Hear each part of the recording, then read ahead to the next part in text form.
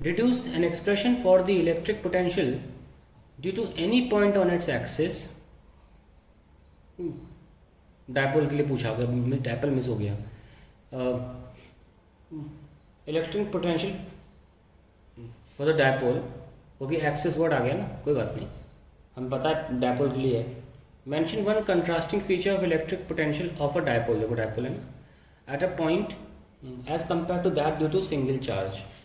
तो let's solve it for dipole first. For any point minus q n plus q, and हम centre से लेते हैं.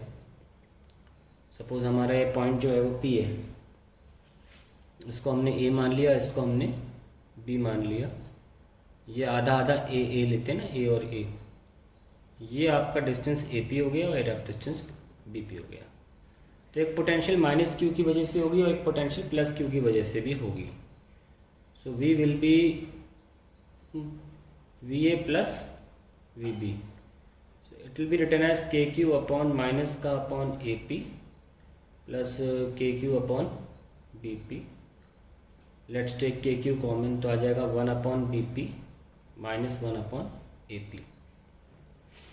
Now dipole बहुत छोटा होता है और ये डिस्टेंस बहुत दूर होता है, तो हम ये अजम्पशन ले सकते हैं this is angle theta and I drop a perpendicular to it, because ये जो साइड है ना, जैसे ए एम लिख लिया मैंने, ये इतनी छोटी है इन दो लाइनों से कि हम ये एंगल ऑलमोस्ट नेग्लिजिबल मान सकते हैं. और इस लिहाज से हमने परपेंडिकुलर गिराया तो माना भी परपेंडिकुलर है, तो क्योंकि ये दो साइड बराबर हैं तो ये भी 90 मानेंगे. जेन्युइनली लोग सोचेंगे एक ट्रायंगल में दो एंगल 90 नहीं हो सकते. मैं भी कह रहा हूँ नहीं, 89.5 89.5 मान लो, जिसको हम अप्रॉक्सीमेटली 90 मान के चल रहे हैं. तब ए पी और ये एम पी जो है बराबर हो गए ना. ये तो हमने आर लिया था सेंटर से, यहाँ से सी से, और ये एक्स्ट्रा कितना है, अगर ये ए है तो ये एक्स्ट्रा कितना है, ए कॉस थीटा. तो ये क्या हो गया, R plus A cos theta M P. तो ए पी की जगह हम एम पी लिख देंगे, ठीक है. और सिमिलरली हम यहाँ भी परपेंडिकुलर गिरा सकते हैं और हम लिख देंगे एन. तो हम बोल सकते हैं कि हम लिख लेते हैं पहले कि A P almost equals to M P which is equals to this much R plus A cos theta. और ऐसे ही हम लिख सकते हैं कि बी पी जो कि यहाँ लिखा था is almost equals to N P. उसको हम लिख सकते हैं, ये देखो ये कितना है, पूरा आर है और ये ए है, तो ये कैंसिल हो जाएगा इतना ए कॉस थीटा. तो बचेगा कितना, R minus A cos theta. ये हम ऐसे, हमें डेरिवेशन में भी ऐसे ही कराया था, R minus A cos theta, ठीक है. क्योंकि देखो ये कितना है, ये आर है पूरा, और ये ए कॉस थीटा कैंसिल, तो R minus A cos theta, R minus A cos theta. So we can replace it and then we write kq 1 upon r minus a cos theta minus 1 upon r plus a cos theta in bracket close.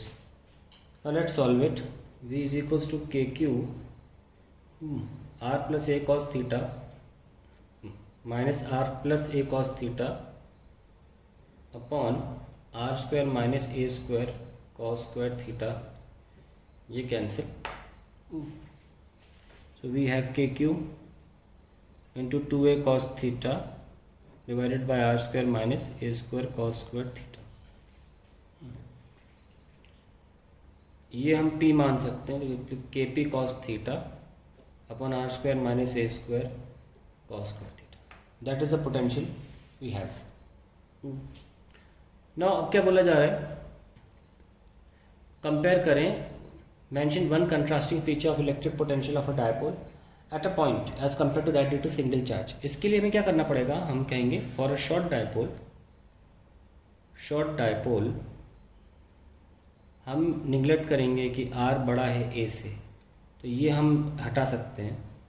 v आ जाएगा K P cos theta divided by are square.